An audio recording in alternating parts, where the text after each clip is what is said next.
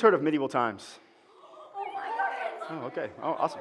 So, my wife was she was a wench at medieval times and part-time princess. And I was a peasant. I was a servant. I was in a really rough time in my life. I went to medieval times. I'm like, great, I get to work with a bunch of nerds. I'm sort of a nerd myself, so I was okay with that. But, man, I was kind of miserable. One of the cool things is I got to join a staff of guys and ladies that loved the Lord. I mean, they were crazy about Jesus.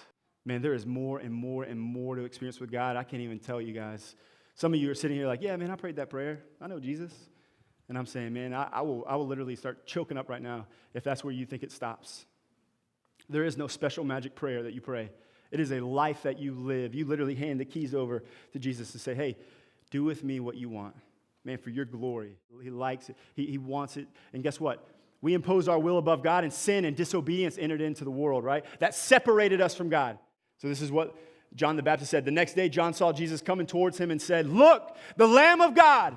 What does it mean by the Lamb of God? You know, in the Old Testament, when guys like Aiden would sin, if I was the priest, Aiden would have to bring me an animal, and I would have to sacrifice that animal to cover his sin.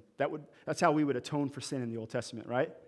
He had to live a perfect life because he was the perfect, unblemished Lamb of God that died for the covering of all people's sin, for the sin of the world. If you wonder if it's just for us, no, it's for the world. I'm coming back to the start.